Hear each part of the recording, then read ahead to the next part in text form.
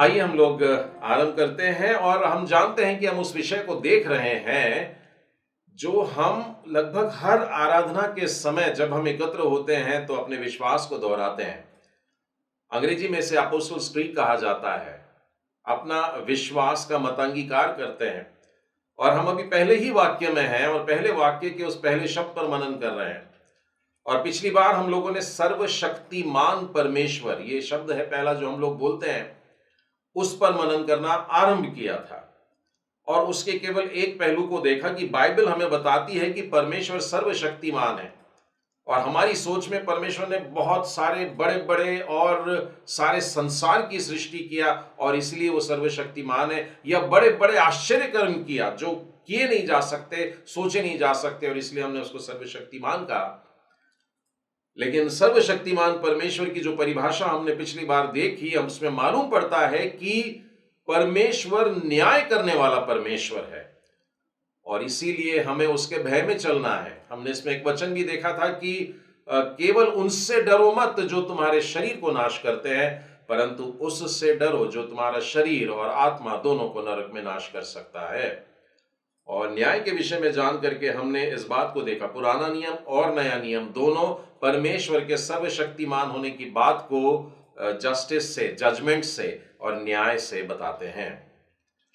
आज हम सर्वशक्तिमान के विषय को लेकर के एक कदम और आगे बढ़ेंगे और देखेंगे कि और किस कारण से हम लोग परमेश्वर को सर्वशक्तिमान परमेश्वर बोलते हैं।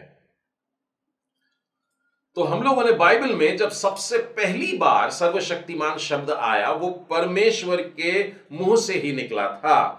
और फिर एक बार जल्दी से मेरे साथ में खोल लीजिए उत्पत्ति की पुस्तक, बाइबल की पहली बुक है और उसका 17वां अध्याय और उसका पहला ही वचन।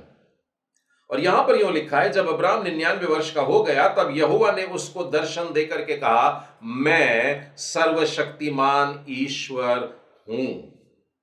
परमेश्वर मानो अपना परिचय दे रहा है और उस परिचय में अब्राम के साथ में क्या कहा उसने, मैं सर्वशक्तिमान परमेश्वर हूं।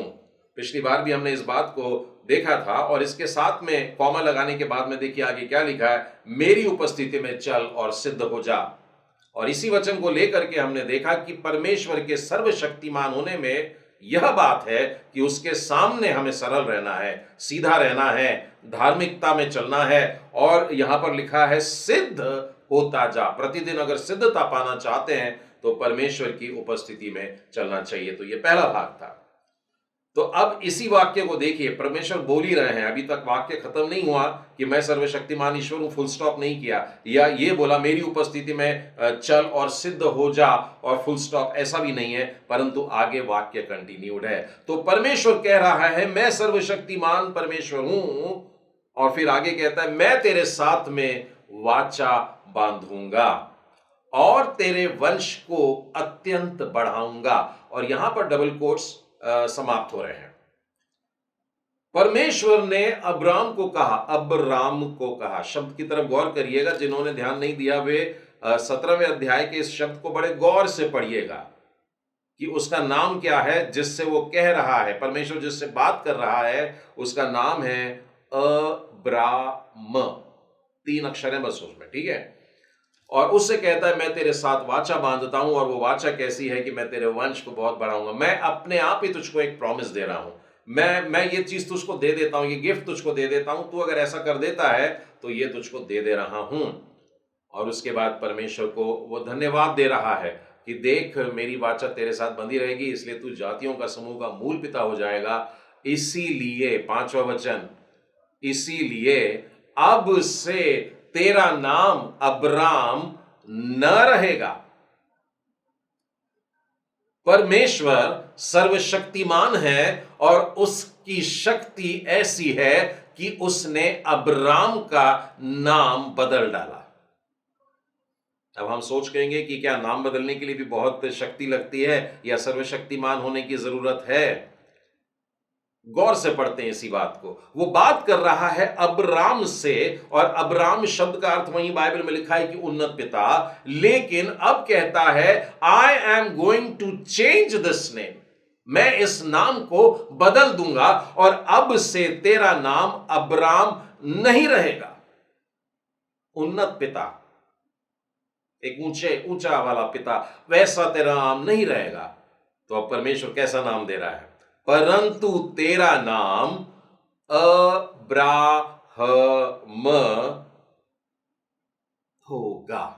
बस केवल इतना बोला उसने कि तेरा नाम, बड़ा राइमिंग है, मतलब लगभग बोलने में सेम ही लगता है कि अब्राहम बोले या अब्राहम बोले, लेकिन परमेश्वर ने कहा अब्राम नहीं रहेगा। There was some problem in this word Abram, और उसने अब्राम का नाम बदल करके अब्राहम रख दिया। कभी आपने सोचा इस बात पर कि परमेश्वर ने नाम क्यों बदल दिया? वैसे तो बाइबल में बहुत से उदाहरण मिलेंगे, तो ये पहला उदाहरण था जहां पर परमेश्वर नाम बदल रहा है और अब्राम का नाम अब्राहम कर दिया है। क्या फर्क पड़ता है अब्राम से या अब्राहम से? जरूर फर्क पड़ता है, और परमेश्वर स्वयं इस नाम को बदल रहा है। और इस नाम को बदल के किया क्या उसने, बताइए? चाहे आप अंग्रेजी में लिख रहे हो शब्द या हिंदी में लिख रहे हो, आपने किया क्या है? आपने अंग्रेजी का केवल एक एच या हिंदी में ह, यह अक्षर को बीच में डाला है। और यदि आप हिब्रू पढ़ रहे हैं, हम लोगों के साथ में जो क्लासेस हिब्रू की होती है, उसमें आप जानते हैं कि अब्राम शब्द में हे, जो कि हिब्रू वर्णाक्षरों में 5वां अक्षर है, उसको वहां पर बीच में इंसर्ट कर दिया। मैं केवल आप लोगों को एक झलक देता हूं, अगर आप हिब्रू नहीं भी पढ़ रहे होंगे तो भी इस बात को सुन लीजिए। 5वां अक्षर है, और पहला अक्षर है अलेफ, और फिर बेत, गिमेल, दालेत और हे। जब मैं इन शब्दों को उच्चारण करता हूं, 5 अक्षरों का उच्चारण भर करता हूं, तो मैं आलेफ, बेत, गिमेल, दालेत तक बोल देता हूं, लेकिन हे जब बोलता हूं तो कुछ अंतर होता है। आप भी इस प्रकार से अगर बोलते हैं तो आप उस अंतर को महसूस कर पाएंगे। तो ये हे अक्षर जो है, जिसका मतलब होता है देखो, open your eyes and see, look, behold, वो वाला शब्द उसने वहां डाल दिया।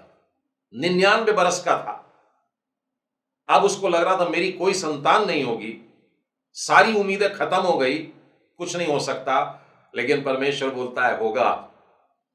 और ये होगा शब्द उसने इसीलिए डाला, मतलब वहां पर एच को डाला, वहां पर हे को डाल दिया, ताकि अब्राम का नाम बदल करके अब्राहम हो जाए।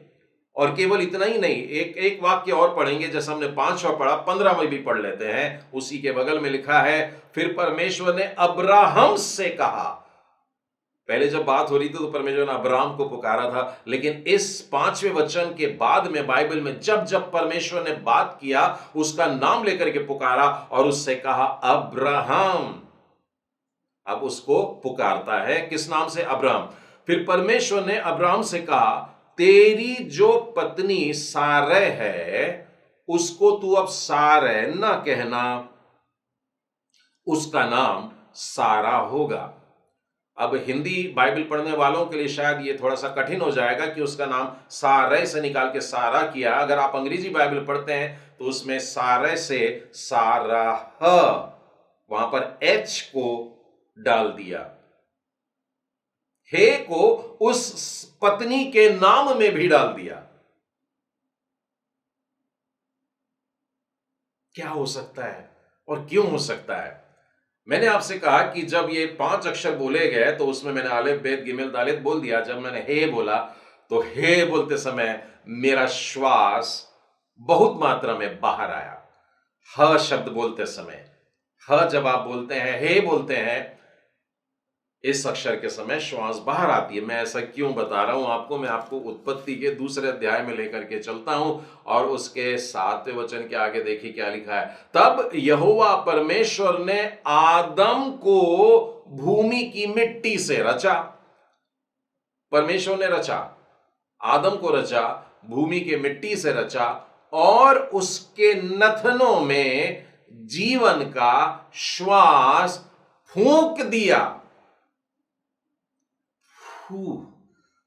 श्वास अंदर से निकली। किसके अंदर से निकली? परमेश्वर पिता के अंदर से निकली, और वो श्वास मिट्टी के उस ढेर पर समा गई। और वो मिट्टी का ढेर को पहले उसने आदम बोल दिया था, लेकिन वो जीवित प्राणी नहीं था। जब परमेश्वर ने श्वास को फूंका, उस फूंकने के बाद में लिखा है आदम जीवित प्राणी बन गया। इसके पहले भी आदम लिखा है, पर वहां मिट्टी पड़ी ही ढेर पड़ा है बस। लेकिन जब परमेश्वर श्वास डालता है, जब परमेश्वर हे डाल देता है, जब परमेश्वर किसी नाम में ह लगा दे रहा है, उसमें जीवन प्रवेश कर गया।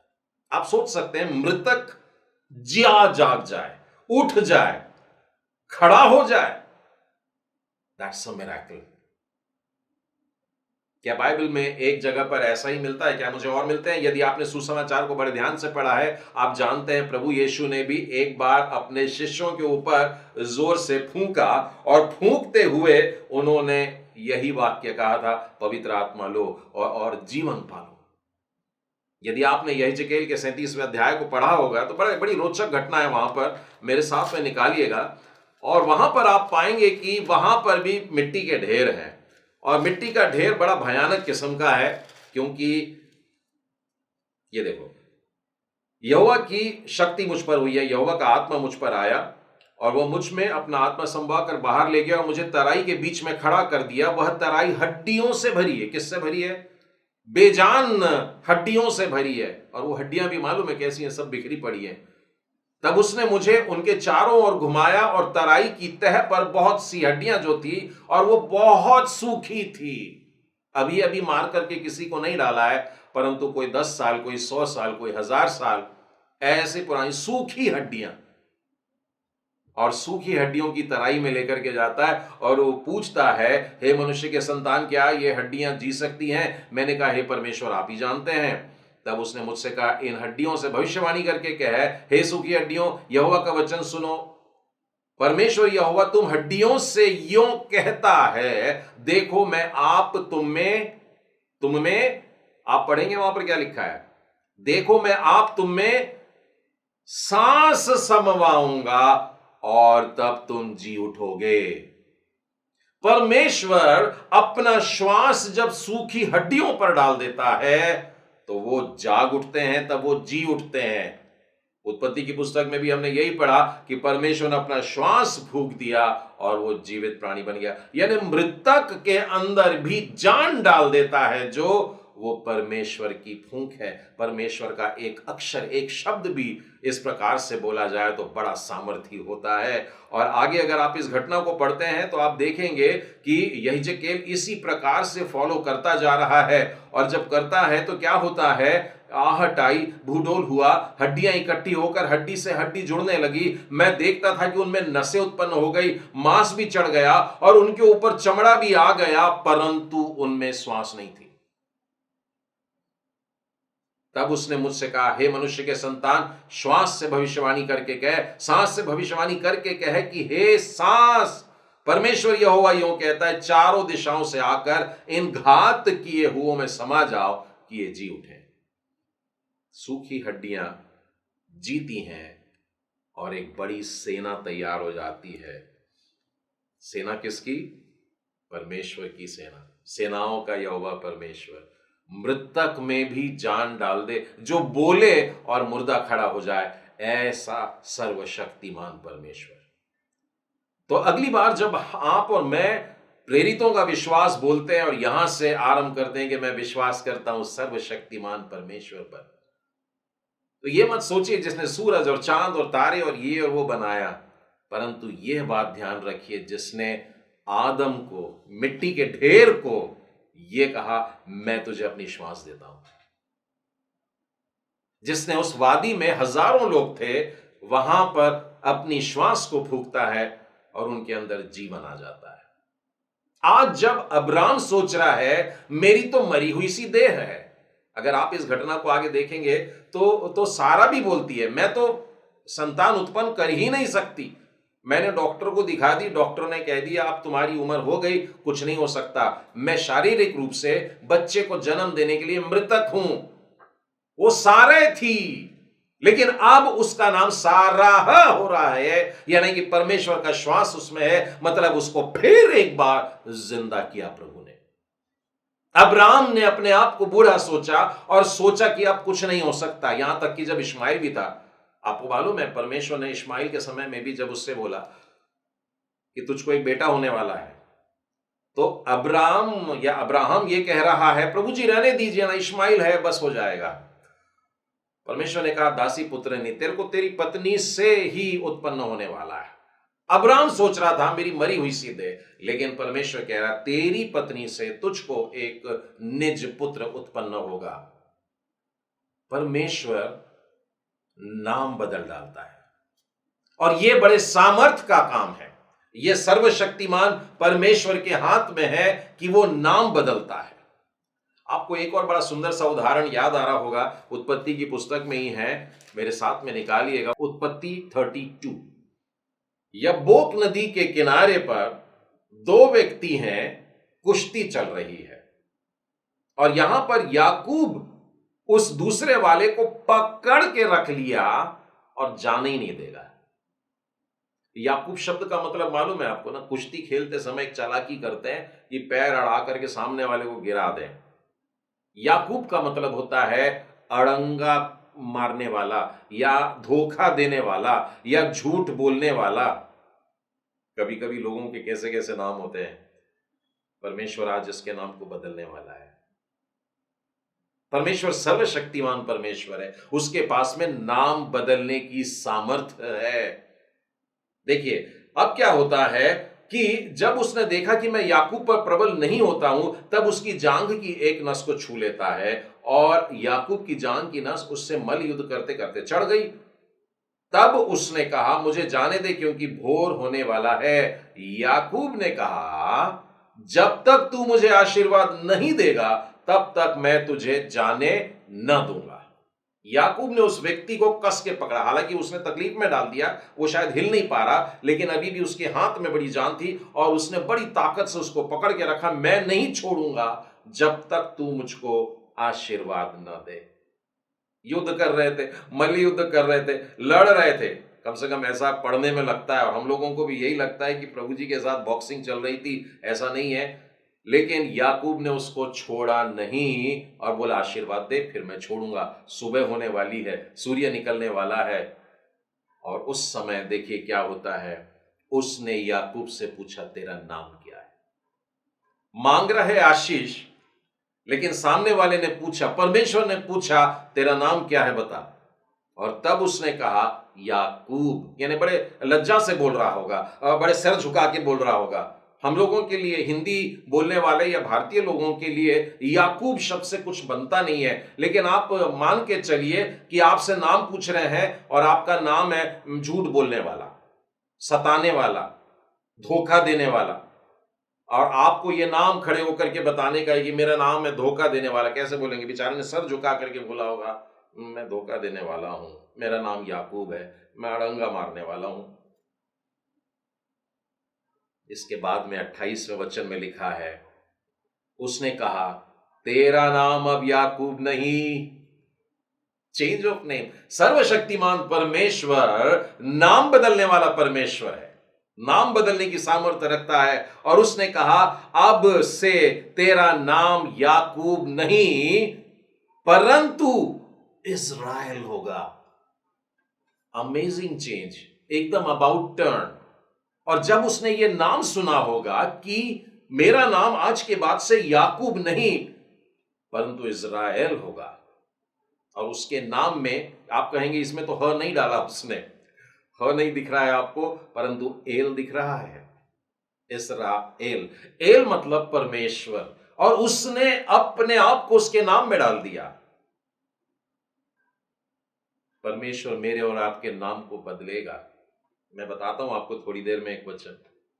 कई लोग अपने अपने नामों से बड़े चिढ़ जाते हैं, मेरे मम्मा पापा ने मेरा नाम ऐसा क्यों रख दिया, वैसा क्यों रख दिया।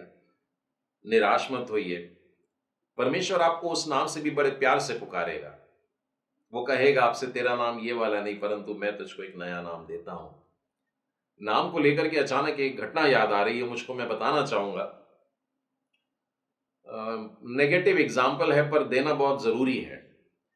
ये घटना एक मसीही परिवार में हुई और मैं उस मसीही परिवार को जानता हूं। हुआ ऐसा कि जब उनके यहां पर एक बच्चे का जन्म हुआ, एक बेटा जन्म लिया था, और जब पीड़ा से मां गुजर रही थी तब पप्पा, होने वाले पप्पा भी वहीं पर मौजूद थे, और मां के कराहने की आवाज या चीखने की या दर्द की जो तकलीफ थी डिलीवरी के टाइम पर जो होती है, उसके कारण पिता भी बड़ा घुटने पर, और प्रभु जी जल्दी अच्छे से सब कुछ ऐसा, और इतनी प्रकार की दुआ, यानी जितने वहां पर धाइयां थी, नर्सेस थी, वो सब सोच रही थी वाह कितना प्यारा पति बिल्कुल साथ में रो रहा है। और फिर थोड़ी देर के बाद में बच्चे की रोने की आवाज आई और वो कराहना शांत हो गया। मैं परमेश्वर पिता को, सभी माताओं के लिए बहुत धन्यवाद देता हूं जो अपने बच्चों के लिए इतना कष्ट उठा करके जन्म देती है। इस घटना में ऐसा हुआ कि जब वो बच्चे की रोने की आवाज आई तो समझ गया पप्पा को कि डिलीवरी हो चुकी है। और कुछ देर के बाद में एक नर्स जब वहां से निकली तो उसने कंफर्म किया कि मेरी पत्नी को बेटा हुआ है। बोले हाँ आपको बेटा हुआ है। तब वो क्या करें मालूम है, उन्होंने पूछा कितने बजे हुआ। अभी सभी अस्पतालों में, कम से कम भारत देश में, ये है कि जब बच्चा पैदा होता है तो वहां ओटी में एक वॉच होती है, एक क्लॉक होता है, उसमें से टाइम नोट करके लिखा जाता है कि आज इतने बजे। और जब उस पप्पा ने यह पूछ लिया कि पैदा हुआ, बेटा पैदा हुआ, और उसके बाद में समय पूछ लिया, तो वहां से भाग गए। मसीह परिवार, फिर से बता रहा हूं आपको, ये देखिए क्रिश्चियन लोग में भी ऐसी गड़बड़ियां हो जाती है। और जब तक अगली नर्स उस बच्चे को लेकर के आती कि पप्पा की गोदी में दूंगी, तो वो ढूंढ रही है पप्पा कहां है, इसके पप्पा कहां है, और वहां कोई नहीं था। पप्पा जी उस समय भाग गए थे उनके शहर में एक जाने माने ज्योतिष के पास, और वो ज्योतिष के पास में जाकर के यह बताए कि मेरा बेटा पैदा हुआ है, आज पैदा हुआ है और इतने बजे पैदा हुआ है। और उसके बाद आग्रह करते हैं बताइए ना उसका क्या नाम रखूं। बड़े दुख का कारण बन गया ये। हम लोग उनके पास में जा रहे हैं जो तारों और सितारों को देखते हैं। जब मैंने उस व्यक्ति से बात किया तो उन्होंने मेरे को एक पर्ची दिखाई। वो पर्ची में एक चौकट सा कुछ बना और रेखाएं थी, फिर वहां पर ग्रहों के नाम लिखे थे, अंक लिखे थे 1 से 12 तक के, और फिर मेरा बेटा बहुत सही टाइम पे जन्म लिया है और उस समय नक्षत्र ऐसे, और उसका ये, और उसका नाम ये ऐसा 3 नाम बता दिए वो पंडित जी ने, इनमें से कोई नाम रखिए आपके बेटे के लिए अच्छा होगा। हम मसीह परिवार में जब संतान उत्पन्न होती है तो जनरली बाइबल में से कोई शब्द ढूंढते हैं, लेकिन यह उदाहरण बता रहा है कि हम लोगों का भरोसा अब सूरज, चांद और तारों की पूजा करने वाले लोगों के पास में भी है। और हम उनके पास में जाकर के अपने बच्चों का नाम जब रखेंगे तो परमेश्वर को क्या यह पसंद आएगा? क्या परमेश्वर ऐसे नाम को न बदल दे? कितने दुख की बात है कि हम लोग इस तरीके से अपने बच्चों के लिए नाम रख देते हैं, बच्चों का नाम। देखिए नाम एक बहुत बड़ी बात है। तो मैंने 2-3 उदाहरण ही दिया है आपको। बाइबल में आप देखेंगे तो ऐसे कई उदाहरण मिलेंगे आपको जहां पर नाम बदल दिए गए, और बहुत जरूरी था, और परमेश्वर ने ऐसी आज्ञाएं दिया कि वो बदलना जरूरी है। हम लोगों को नए नियम में सिर्फ एक ही मालूम है, जहां पर प्रभु यीशु ने पूछा क्या नाम है, और उसने बताया शिमोन, छोटा। परंतु परमेश्वर ने शिमोन से कहा, हे शिमोन योना के पुत्र, तू पतरस कहलाएगा।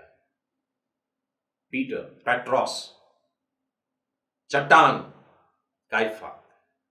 एक अद्भुत नाम उसको दे दिया, जो कि छोटा सा, कोई कीमत नहीं जिसकी, ऐसा नाजुक सा जिसमें कुछ भी बल नहीं, उससे कहा तू चट्टान कहलाएगा। प्रभु यीशु बदल दिया शिमोन का जीवन। छोटा सा मछुआरा था, छोटी सी एक डोंगी थी, मछलियां भी अगर थोड़ी ज्यादा आ गई तो लोगों को मदद मांगने के लिए कि हमारी नाव भर गई, तेरी नाव में भी भर ले। कोई बड़ा शिप लेकर के नहीं चलता था। और हम जानते हैं कि परमेश्वर ने शिमोन के जीवन में कार्य किया और उसका जीवन बदल गया। ये बदलने वाला जो घटना है, ये मत्ती के 16वें अध्याय में आप लोगों को मिल जाएगी अगर आप नोटिंग कर रहे हैं तो लिखिए, उसका 17वां वचन पढ़िएगा, वहां पर इस प्रकार से आपको वचन प्राप्त होगा। मैं आप लोगों से एक छोटा सा प्रश्न पूछ सकता हूं, मेरे साथ में अगर आप गिनती की पुस्तक में आएंगे और उसके 13वें अध्याय में, 13वां अध्याय जो है यह है कि परमेश्वर मूसा से कह रहा है कि कनान देश के बारे में जानने के लिए भेदियों को भेज, स्पाई करने के लिए भेज, और हर गोत्र में से एक एक को भेजना, हर गोत्र में से एक एक व्यक्ति को भेजना। और उसके बाद में आप अगर अगले 10-12 वचन पढ़ेंगे तो आपको 12 लोगों के नाम नजर आते हैं। स्टार्टिंग इस प्रकार से हो रही है, चौथा वचन, उनके नाम ये हैं, रूबेन के गोत्र से जक्कूर का पुत्र शम्मू, शिमोन के गोत्र में से होरी का पुत्र शापात, यहूदा के गोत्र में से यपुन्ने का पुत्र कालेब। ये नाम हम लोगों को याद है क्योंकि ये खास नाम है, कालेब। इस्साकार के गोत्र में से योसेफ का पुत्र यीगाल, एप्रेम के गोत्र में से नून का पुत्र होशे। आप इसको जानते हैं क्या? एप्रेम के गोत्र में से नून का पुत्र होशे। और इस प्रकार से 12 नाम लिखने के बाद में आखिरी में क्या लिखा है देखिए, 15वें वचन तक चल रहा है। गाद के पुत्र में से माकी का पुत्र गुएल, जिन पुरुषों को मूसा ने देश का भेद लेने के लिए भेजा था उनके नाम तो यही हैं, परंतु आगे क्या लिखा है? नून के पुत्र होशे का नाम उसने बदलकर यहोशू रखा।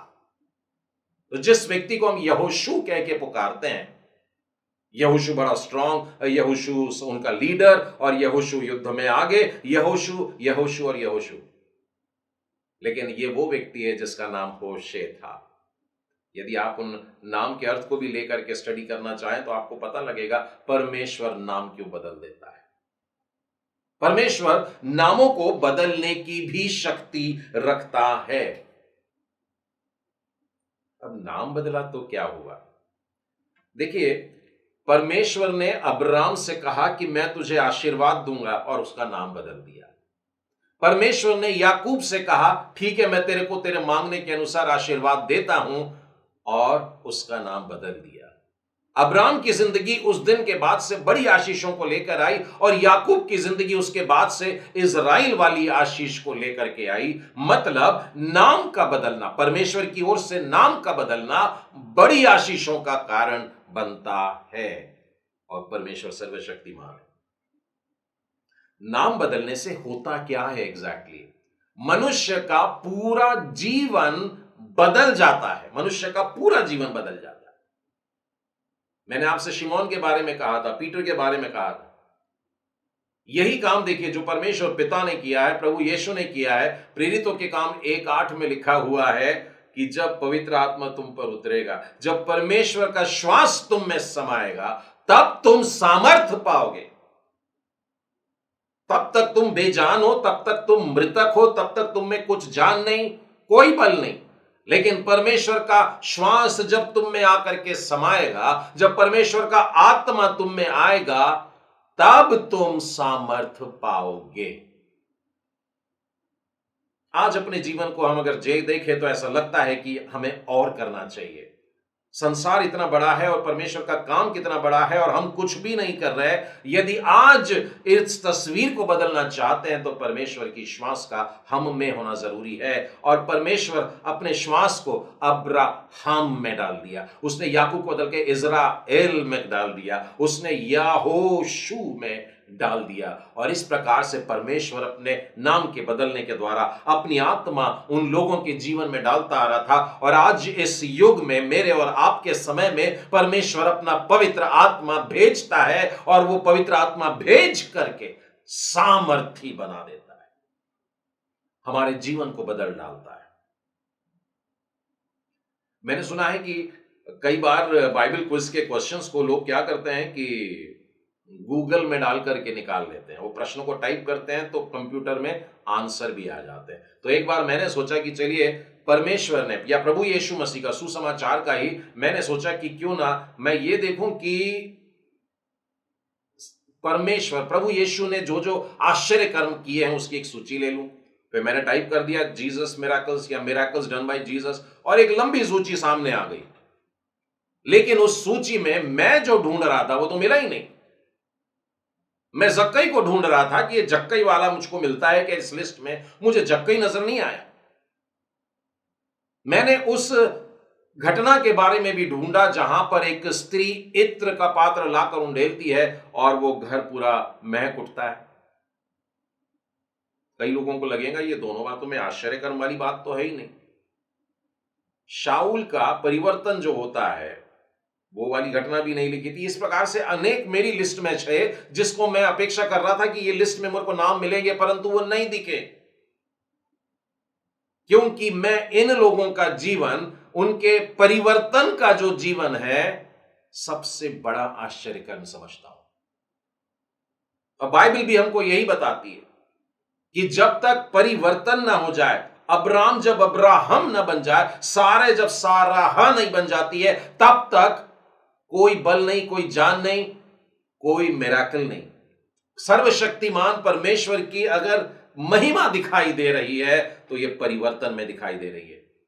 जक्कई के जीवन से लोग चिढ़ते थे, जक्कई को देखते थे तो थूक देते होंगे, लेकिन परिवर्तन आ जाने के बाद में लोग जक्कई के साथ बैठना चाहते थे, लोग जक्कई से जाकर मिलना चाहते थे। उसने सब कुछ बांट दिया, आधी संपत्ति बांट दिया, और जिस जिस से उसने लिया था, छल करके लिया था, याकूब बन करके लिया था, वो इज़राइल बन करके 4 गुना 4 टाइम्स वो उन लोगों को लौटा देता है।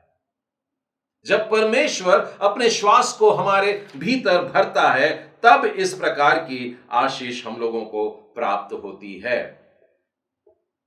मैंने आपसे आरंभ में कहा था कि परमेश्वर हम लोगों के नाम को भी बदलने वाला है। मेरे साथ में निकालिएगा प्रकाशित वाक्य की पुस्तक और उसका 2 अध्याय, 17वें वचन को पढ़ता हूं।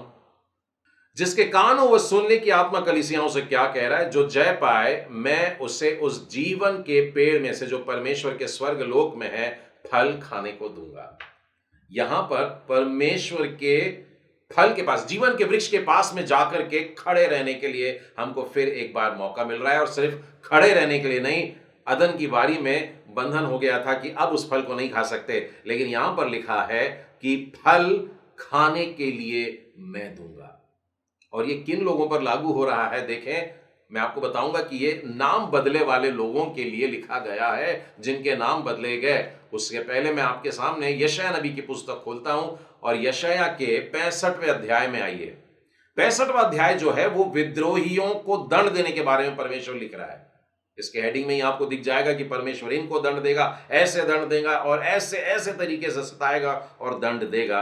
लेकिन 15वें वचन के बाद में, मेरे चुने हुए लोग तुम्हारी उपमा दे देकर शाप देंगे और प्रभु यहोवा तुझको नष्ट करेगा, परंतु द्रोहियों को नष्ट कर रहा है, दंड दे रहा है, परंतु अपने दासों का दूसरा नाम रखेगा। जिनको आग में डाल दिया है उनके लिए लिखा है, उनको मैं भयानक दंड दूंगा।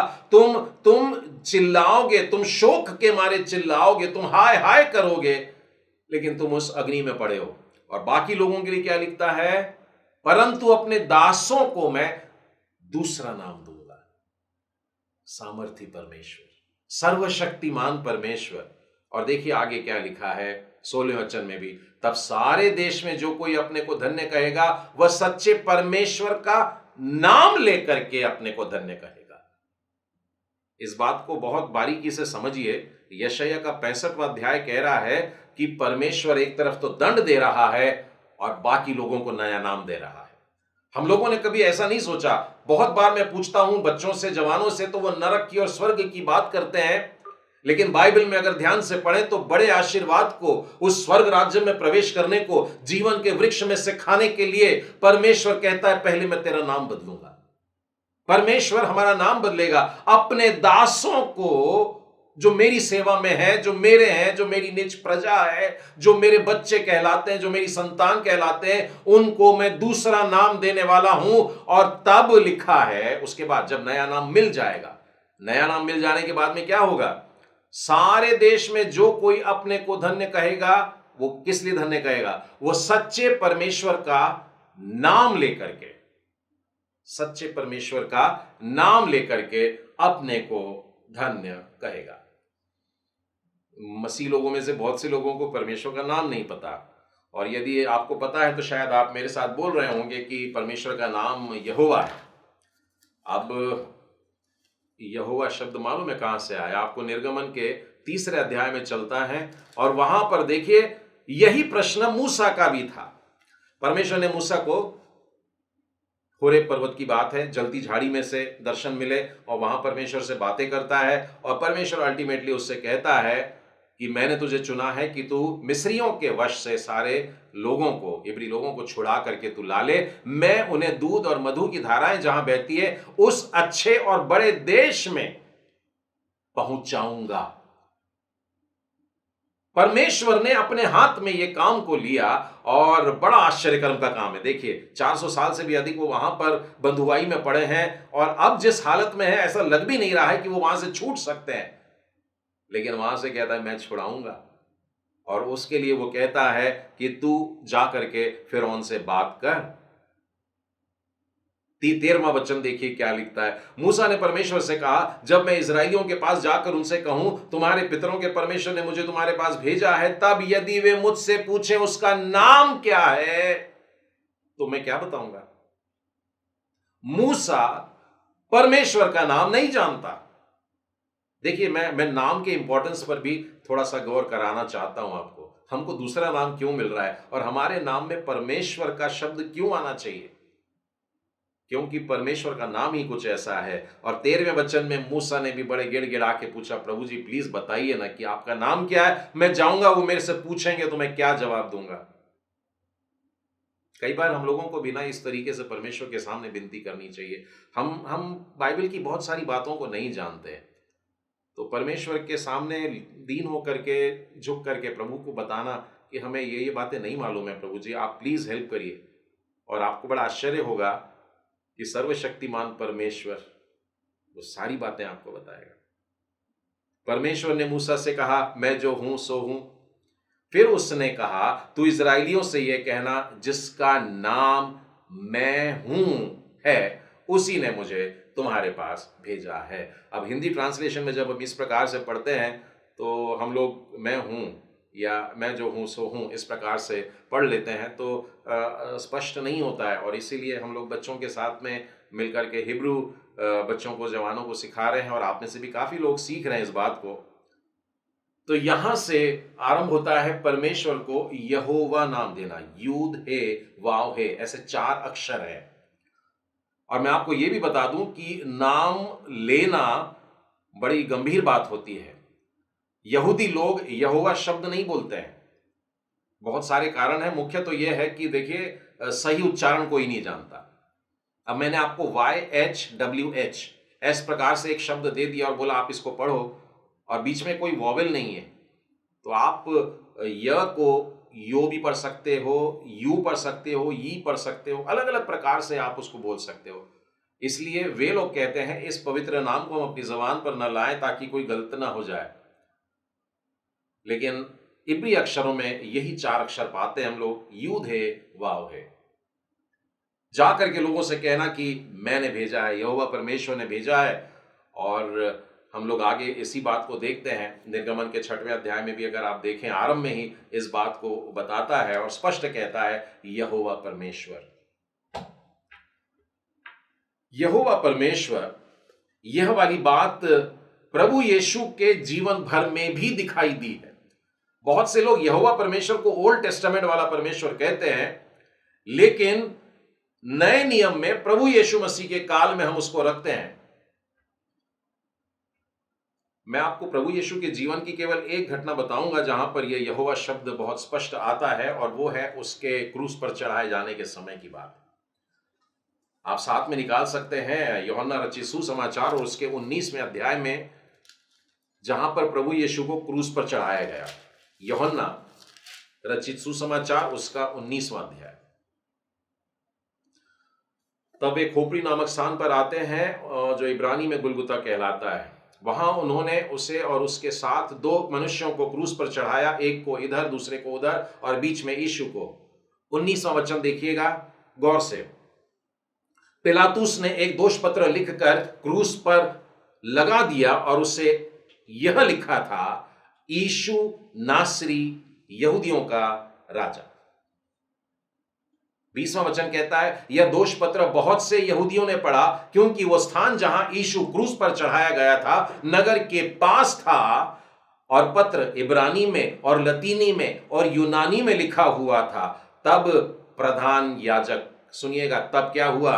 तब यहूदियों के प्रधान याजकों ने, बड़े बड़े याजकों ने, देखिए शाम का समय हो रहा है, सूरज ढलने पर ही है, और प्रभु यीशु के प्राण क्रूस पर निकल रहे हैं, लेकिन जो पटिया वहां ठोक दी गई है, उस पटिया पर लिखे हुए इस वाक्य पर, यीशु नासरी यहूदियों का राजा, इसको देख करके, ये यहां पर यीशु की डिजिग्नेशन था, यीशु का नाम था, और देखिए वो वहां पर यहूदी लोगों ने देखा, यहूदियों के शास्त्रियों ने देखा, और यहूदियों के जो पढ़े लिखे लोग हैं, जो इब्री भाषा जानते हैं, क्योंकि ये इब्रानी में भी लिखा हुआ था।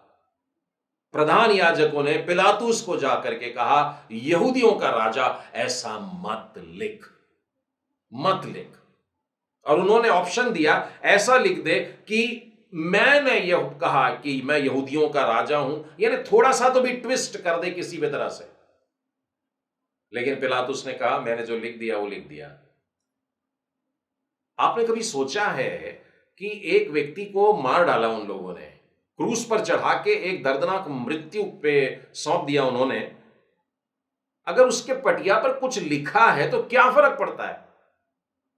जब उसको पकड़ाए थे तब तो बड़े राजा बोल रहे थे, उसे बैंजनी वस्त्र पहना दिए और उसको खास स्थान पर बैठा दिए और कांटों का मुकुट पहना दिए, राजा, हमारा राजा करके उसकी खूब खिल्ली उड़ाए। लेकिन वही शब्द राजा जब पटिया पर लिखा गया, और यह भी नहीं कि पिलातुस के लिए या रोमन लोगों के लिए, यहूदियों का राजा लिख करके दे दिया, यीशु नासरी। यीशु जो उसका नाम रहा, नासरी जहां पर वो बड़ा हुआ और उसी नाम से जाना जाता था, और आज जब पकड़वाए हैं जब से, तो उसका राजा बना रहे हैं। तो पिलातुस ने कहा, लिख दो वहां पर, यीशु नासरी यहूदियों का राजा। हम लोग कैलेंडर्स में जनरली देखते हैं तो यीशु नासरी यहूदियों का राजा, इतना बड़ा वाक्य नहीं देखते हैं, और अगर हिब्रू में देखे होंगे तो समझ में नहीं आया होगा, पर हमने अंग्रेजी अक्षर INRI जरूर देखा होगा। और कई लोगों ने, कई बच्चों ने और जवानों ने मुझसे पूछा कि अंकल ये INRI होता क्या है? तो ये लतीनी भाषा में लिखा हुआ शब्द है, येसुस नाजरीनस रेक्सेस ईयोस, यानी कि यीशु, जीसस, नाजरीन, नासरी का, रेक्स, रेक्स मतलब राजा, और यहूदेरो मतलब यहूदियों का। यीशु नासरी राजा यहूदियों का। तो ये तो लतीनी भाषा हो गई, लेकिन जो वाक्य वहां पर इब्री में लिखा हुआ था, हिब्रू में लिखा हुआ था, वो था यीशुआ हा नाजरी व मलेक हा यहूदीन। वही 4 शब्द हैं। यीशु के लिए लिखा है यीशुआ, ये यूद से शुरू होता है, यूद। हा नजरी, हे से शुरू होता है। वा मलेक, मलिक मतलब राजा, और उसको वाव से शुरू करते हैं, और आखिरी शब्द है हा यहूदीन, ये हे से है, यानी यूद, हे, वाव, हे। और यदि इस वाक्य को आप गौर से देख रहे हैं, टाइटल केस में देख रहे हैं, मतलब चारों अक्षर के पहले अक्षरों को कैपिटल लिखा गया, तब लोगों की नजर जब पड़ी तो वहां पर यूद है, वाव है लिखा है, वहां पर नाम लिखा है। ये वही नाम है जब मूसा ने पूछा कि मैं तेरा क्या नाम बताऊंगा, तब परमेश्वर ने उसको बोला था, जाकर के उन लोगों से कहना कि मेरा नाम क्या है। निर्गमन के 6वें अध्याय में देखिए, परमेश्वर ने मूसा से कहा, मैं दूसरा वचन पढ़ रहा हूं, निर्गमन का दूसरा अध्याय, 6वां अध्याय, क्षमा करें, निर्गमन का 6वां अध्याय दूसरा वचन। परमेश्वर ने मूसा से कहा, मैं यहोवा हूं, मैं सर्वशक्तिमान ईश्वर। आज हम जिस शब्द पर मनन कर रहे हैं वो है सर्वशक्तिमान, और अब देख रहे हैं अपने नाम के साथ में यहोवा सर्वशक्तिमान, सर्वशक्तिमान यहोवा परमेश्वर। उसने अपने नाम को भी बताया वहां, और यही नाम है जो यीशु के साथ भी सुसमाचार काल में चलता रहा, 3.5 साल की सेवकाई में चलता रहा। प्रभु यीशु का क्रूस पर भी बलिदान हो रहा है, वहां पर भी हम इसी नाम को देख रहे हैं, और यह नाम वहां दिख रहा था, इसलिए प्रधान याजक लोग चिढ़ गए और वो चाहते थे नाम बदल जाए। पिलातुस ने कहा नहीं बदलूंगा, और इसी प्रकार से रहा। प्रभु यीशु मसीह के नाम में हम लोग क्यों कहते हैं? आप लोगों को वो गीत आता है, जिस नाम में है जिंदगी, यीशु है वो नाम। ये पूरा गीत ऐसा ही चल रहा है कि यीशु का नाम कितना अद्भुत है, यीशु का नाम कितना महान है। मेरे साथ में निकालिएगा आप प्रेरितों के काम और उसके दूसरे अध्याय में, और दूसरे अध्याय में हम लोग जानते हैं पवित्र आत्मा उतरा है, परमेश्वर का श्वास उतरा है, अब परिवर्तन आएगा, चेंज होने वाला है, और वो चेंज प्रेरितों के काम के दूसरे अध्याय में मिलता है। लेकिन मैं आपको इसमें सीधे आगे लेकर के 38वें अध्याय में लेकर के चलता हूं। लोगों ने, यानी सुनने वालों के हृदय छिद गए थे, और उन्होंने पतरस और शेष प्रेरितों से पूछा, हे भाइयों बताओ हम क्या करें। 38वां वचन कहता है, पतरस ने उससे कहा, मन फिराओ और तुम में से हर एक अपने अपने पापों की क्षमा के लिए यीशु के नाम से बपतिस्मा ले। यीशु के नाम में बपतिस्मा ले। हम लोग में से बहुत से लोग ना यीशु का नाम का अर्थ नहीं जानते हैं, और मुसीबत इसलिए भी है क्योंकि हम यीशु का नाम दिन भर में 10 बार बोल देते हैं। आप जितनी भी बार प्रार्थना करते होंगे, आपकी प्रार्थना का आखिरी वाक्य क्या रहता है मालूम है? कभी गौर किया है आपने?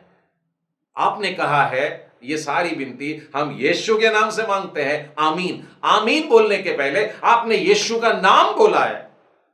ये बहुत पवित्र शब्द हुआ, ये बहुत बड़ी बात है, ये बहुत गंभीर बात है। ये उत्पत्ति के दूसरे अध्याय में से आरंभ हुई है और आज तक चली आ रही है। ये परमेश्वर का श्वास है, ये सर्वशक्तिमान है, ये अद्भुत काम करने वाला मिराक्युलस शब्द है यीशु का नाम। यीशु का नाम मेरे प्राणों की रक्षा। जब ये पैंडेमिक चल रहा था तो एक गाना एक परिवार ने गाया था, मुझे बहुत अच्छा लगता था, यीशु का नाम मेरे प्राणों की रक्षा। पूरे परिवार के लिए, पूरे देश के लिए, पूरी दुनिया के लिए प्रभु का धन्यवाद हो ऐसे परिवारों के लिए जो प्रभु के गीतों को गाते हैं और इन बात को लोगों के सामने रखते हैं। तो यीशु के नाम में एक और गाना है, यीशु के नाम में शिफा है, उद्धार है, जीवन है, यीशु के नाम में। रोमी की पुस्तक में पढ़िएगा 10वां अध्याय, जो कोई प्रभु यीशु का नाम लेगा वो उद्धार पाएगा। तो प्रभु यीशु के नाम में सामर्थ्य है, नाम में। और यहां पर उनसे कहा गया अब हम क्या करें? परिवर्तन आ रहा है। देखिए सारी दुनिया में परिवर्तन आने वाला है। वो यरूशलेम से आरंभ हुआ और उसने कहा यीशु के नाम में बपतिस्मा तुमको लेना पड़ेगा, तब ये परिवर्तन शुरू होगा। अगर आप तीसरे अध्याय में जाएं तो वहां पर आरंभ होता है, पतरस और यूहन्ना तीसरे पहर में प्रार्थना के समय मंदिर में जा रहे हैं। वहां उनको एक लंगड़ा व्यक्ति दिख गया और ये जन्म का लंगड़ा था और इसने भीख मांगा, सोचा कुछ सिक्के मिल जाएंगे, कुछ पैसे मिल जाएंगे। तब पतरस और यूहन्ना उसकी ओर देख करके कहते हैं कि पैसे हमारे पास में नहीं है, लेकिन जो है हम तुझको देंगे, जो हम अपने में रखते हैं वो तुझको देंगे। जो है हमारे अंदर है, जो नाम हमारे अंदर है, वो नाम की सामर्थ्य हम तुझको देंगे। वो श्वास जो हम में चल रही है वो श्वास हम तुझ में डालेंगे। और वो देखिए वाक्य क्या है, जब पतरस ने यह कहा, 6वां वचन तीसरे अध्याय का, चांदी और सोना तो मेरे पास में नहीं है, परंतु जो मेरे पास है वो मैं तुझको देता हूं। यीशु मसीह नासरी के नाम में चल फिर। और आपको मालूम है जन्म का लंगड़ा, थोड़ा सा एक्सीडेंट हो जाने के बाद में अस्पताल से प्लास्टर छुड़ा के बाद भी जब हम निकलते हैं तो डॉक्टर बोलता है 3 महीने लगेंगे, फिर फिजियोथेरेपी कराएंगे, फिर थोड़ा सा पैर हिलता है, थोड़ी ताकत आती है, 6-8 महीने के बाद फिर अच्छे से कुछ कर पाते हैं। लेकिन जब परमेश्वर की सामर्थ आती है तो बाइबल हमें बताती है, उसने कहा यीशु मसीह नासरी के नाम से उठ और चल फिर, और उसका दाहिना हाथ पकड़ के उठाया। लिखा है तुरंत उसके पांव में और टखनों में बल आ गया, वो उछल कर खड़ा हुआ। परमेश्वर की सामर्थ जब आती है, जन्म का लंगड़ा देखिए इस प्रकार से है, जिस जिंदगी में कभी पांव पे खड़ा भी नहीं हुआ, ये उछलता है, कूदता है, नाचता है, गाता है और उनके साथ में मंदिर में फुदक फुदक करके जा रहा है। आपने कभी सोचा है यीशु का नाम जब आप बोलते हैं, जब अपनी प्रार्थना को एंड करते हैं और आप बोलते हैं यीशु के नाम में आमीन, आप इस बात को समझिए कि आप एक बड़ी गंभीर बात अपनी जुबान से निकाल रहे हैं, बहुत सामर्थी बात है। और ये बोलने के लिए भी कपकपी आनी चाहिए कि हम परमेश्वर का नाम अपनी जुबान पे ला करके मांग रहे हैं, यीशु का नाम लेकर के हम मांग रहे हैं उससे। तो डर डर करके इस प्रकार से हम बोलते हैं। मैं आपको प्रेरितों के काम के 4थे अध्याय में भी लेकर के चलता हूं। देखिए परिवर्तन दूसरे अध्याय में भी देख लिया, तीसरे में, चौथे में, और ऐसे करते करते हर आगे में आप पुस्तक में देखते पाएंगे। मैं 4थे अध्याय का 12वां वचन पढ़ रहा हूं। 11वें वचन में पतरस ने डांट दिया उनको, ये वही पत्थर है जिसे तुम राजमिस्त्रियों ने तुच्छ जाना और वो कोने के सिरे का पत्थर हो गया। 12वें वचन में लिखा है, किसी दूसरे के द्वारा उद्धार नहीं, और कहीं पे हम लोगों को उद्धार नहीं मिलने वाला, मोक्ष नहीं मिलने वाला, सैल्वेशन नहीं मिलने वाला, क्योंकि स्वर्ग के नीचे और मनुष्यों में और कोई दूसरा नाम नहीं है, नो अदर नेम, और कोई दूसरा नाम नहीं दिया गया जिसके द्वारा हम उद्धार प्राप्त कर सकें। 2, 3, 4, चलिए 5वें अध्याय में भी आ जाते हैं। 5वें अध्याय में देखिए हनन्याह सफीरा की घटना है, उसके बाद में अद्भुत काम होते जा रहे हैं। 40वें वचन में आइए, एकदम लास्ट क्लास में 5वें अध्याय के आखिरी भाग में 40वें वचन में यीशु के नाम का प्रचार कर रहे हैं, यीशु के नाम का प्रचार कर रहे हैं, यीशु के नाम से बपतिस्मा दे रहे हैं, यीशु के नाम से चंगाइयां हो रही है, यीशु के नाम से मन परिवर्तन हो रहा है। 40वें वचन में लिखा है, तब उन्होंने उसकी बात मान ली और प्रेरितों को बुला करके पिटवाया। जो प्रचार कर रहे थे यीशु के नाम का, उनकी पिटाई हुई और यह आदेश देकर के छोड़ा। और वो आदेश क्या है, पढ़िए आप 6वें अध्याय का 40वां वचन। क्या आदेश दिया उनको? खूब मारा, खूब बेंत लगाए, खूब कोड़े मार दिए। उसके बाद में बोले जाओ, लेकिन एक बात ध्यान रखना, ये आदेश दे रहे हैं, यीशु के नाम से फिर कोई बात मत करना, यीशु के नाम से बात मत करना। प्रचार करना है कर, तुझको ये करना है वो कर, यीशु के नाम से मत करना।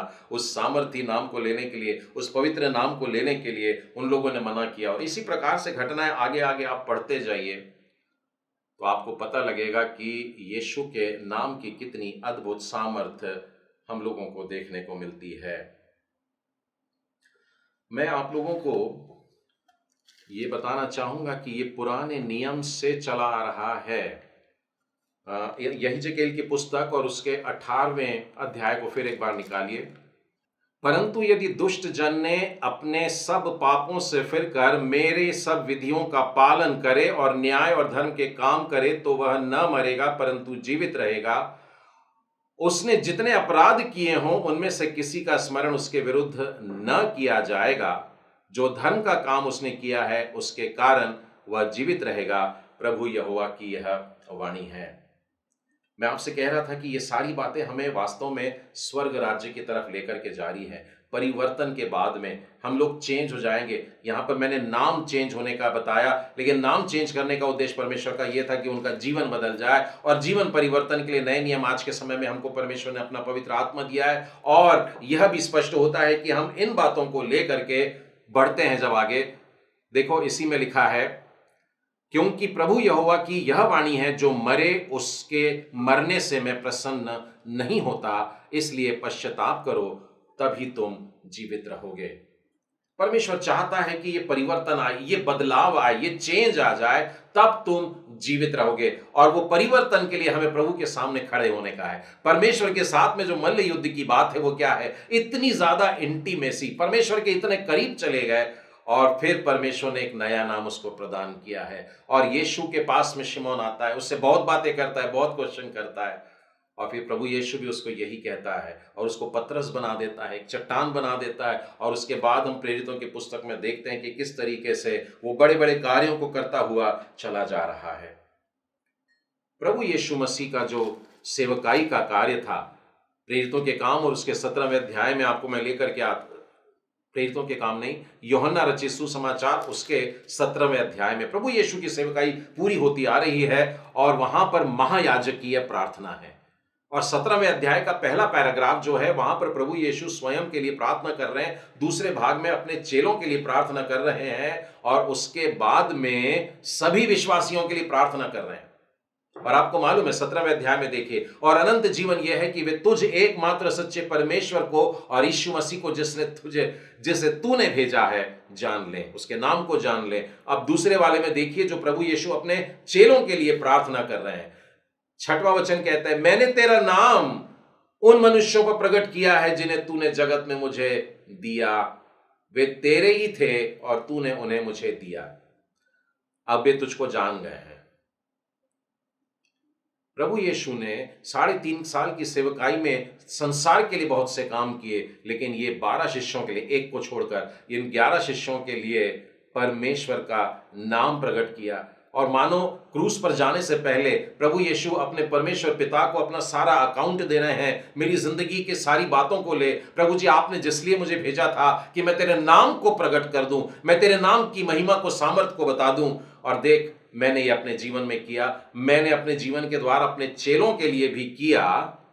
अब देखिए 20वें वचन पर जब आप आएंगे तब वो अब अन्य लोगों के लिए भी प्रार्थना कर रहे हैं जो बाद में वचन को सुनकर विश्वास करेंगे। मैं केवल इन्हीं के लिए विनती नहीं करता, परंतु उनके लिए भी जो इनके वचन के द्वारा मुझ पर विश्वास करने वाले हैं। और यदि आप इसमें आगे पढ़ते हैं तो देखिए क्या लिखा है, जगत की उत्पत्ति से पहले तूने मुझसे प्रेम किया है धार्मिक पिता, संसार ने मुझे नहीं जाना परंतु मैंने तुझे जाना, और इन्होंने भी जाना है कि तू ही ने मुझे भेजा। अब 26वें वचन में देखिए, मैंने तेरा नाम उनको बताया और बताता रहूंगा कि जो प्रेम तुझको मुझसे था वह उनमें रहे और मैं उनमें रहूं। प्रभु यीशु लगातार उस नाम को बताते जा रहे थे, और जब वो नाम किसी के जीवन में आता है, वो उसका श्वास जब हमारे अंदर आता है, उसका प्राण और उसका आत्मा जब हमारे अंदर आता है, परमेश्वर का पवित्र आत्मा हमारे भीतर आता है। ये प्रभु यीशु की महायाजकीय प्रार्थना है, द लास्ट प्रेयर, एक ऑफिशियल प्रेयर जिसको कहना चाहिए। मंदिर में भेंट चढ़ाने के समय में याजक पहले अपने लिए दुआ मांगता, फिर सारे लेवियों के लिए मांगता, याजकों और लेवियों के लिए, फिर बाकी सारे लोगों के लिए। और यहां पर लिखा है, अन्य जातियों में से भी जो विश्वास कर लेंगे उन लोगों को भी शामिल कर दिया, क्योंकि उन्होंने भी तेरे नाम को जान लिया है। एक छोटी सी बात बता करके समाप्त करना चाहूंगा। यूहन्ना रचित सुसमाचार के 11वें अध्याय में अगर आप आएंगे, जहां पर लाजर मर गया है, लाजर मर गया है और उसकी दोनों बहनें बहुत रो रही हैं, बहुत दुखी हैं। प्रभु यीशु आ रहे हैं 4 दिन के बाद में। मरियम तो उठी नहीं, मार्था ही दौड़ करके गई और जाकर के प्रभु यीशु को शालोम कहा। और मार्था यीशु से कहती है, प्रभु जी यदि आप होते तो मेरा भाई कदापि ना मरता। यीशु उससे कहता है, तेरा भाई फिर जी उठेगा। और मार्था बड़े विश्वास के साथ बोलती, हाँ प्रभु जी मैं जानती हूं पुनरुत्थान के समय जी उठेगा। लेकिन वो ये नहीं जानती थी कि पुनरुत्थान तो सामने खड़ा है। यीशु ने उससे कहा, पुनरुत्थान और जीवन मैं ही हूं, जो कोई मुझ पर विश्वास करता है वो यदि मर भी जाए तो भी जिएगा, और जो कोई जीवित है और मुझ पर विश्वास करता है वह अनंत काल तक ना मरेगा। और इस विश्वास के कारण कि यीशु पुनरुत्थान है, रहेगा वाली बात करते हैं हम लोग, है ना। प्रभु यीशु पुनरुत्थान है, और यही बात मरियम के साथ में होती है। और मरियम मना कर देती है, प्रभु जी वो पत्थर को मत हटा, क्योंकि 4 दिन हो गए हैं और उसमें से दुर्गंध आती होगी।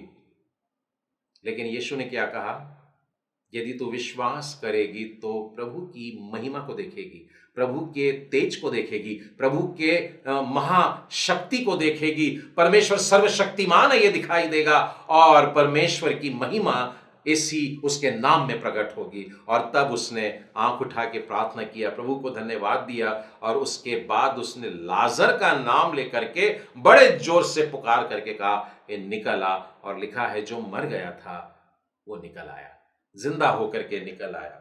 परमेश्वर के नाम की सामर्थ बदलाव लाता है। मेरा और आपका जीवन परमेश्वर की इसी महिमा का मोहताज हो जाता है। हम लोग अपने जीवन में आजकल आश्चर्य कर्म देखना खत्म हो गया है। हम लोगों को लगता है कि आश्चर्य कर्म कब होगा, जब हम स्वर्ग में जाएंगे। लेकिन यीशु बता रहा है, मैं पुनरुत्थान हूं, मैं जीवन हूं, मैं आज तेरे साथ हूं, मैं उस नाम को लेकर के खड़ा हूं। प्रभु यीशु उसी नाम को जो मूसा को बताया गया था, यहोवा नाम लेकर के खड़ा है, और यहोवा नाम महा सर्वशक्तिमान नाम है। मेरे प्रियो, आज इसी बात को हम अपने जीवन में लें कि जब जब मैं प्रेरितों का विश्वास बोलूं तो ये कहूं कि प्रभु जी तू सर्वशक्तिमान है। वो सर्वशक्तिमान परमेश्वर जो न्याय करता है, वो सर्वशक्तिमान परमेश्वर जो नाम को बदलता है, वो सर्वशक्तिमान परमेश्वर जो जीवन को बदल देता है, वो सर्वशक्तिमान परमेश्वर जो हृदय का परिवर्तन कर देता है, वो सर्वशक्तिमान परमेश्वर जो मरे हुए को भी जिंदा कर देता है। क्या आज अपने जीवन में हम किसी प्रकार से दुर्बल महसूस करते हैं? क्या शैतान की शक्तियां आप पर हावी हो रही हैं? क्या आप दुखी हैं? आज परमेश्वर यहोवा का नाम लीजिए। वो आपके अंदर अपनी श्वास डालना चाहता है, पवित्र आत्मा से भरना चाहता है। आइए हम प्रार्थना करें। सर्वशक्तिमान प्रेमी परमेश्वर पिता, हम बहुत धन्यवाद देते हैं आपके पवित्र वचनों के लिए, अद्भुत सामर्थ के लिए। आप सर्वशक्तिमान परमेश्वर है और आज हमने जाना कि आपके नाम में सामर्थ है। बाइबल हमसे कहती है जो कोई प्रभु का नाम लेगा वो बच जाएगा। हे प्यारे परमेश्वर, आपके सिवाय, आपके नाम के सिवाय स्वर्ग के नीचे और इस पृथ्वी के ऊपर और कोई दूसरा नाम ही नहीं है। हे प्रभु जी, हम इसी नाम पर विश्वास करते हैं। हम प्रभु यीशु नासरी के नाम पर विश्वास करते हैं, जिसके नाम में लंगड़े चलते हैं और अंधे देखते हैं।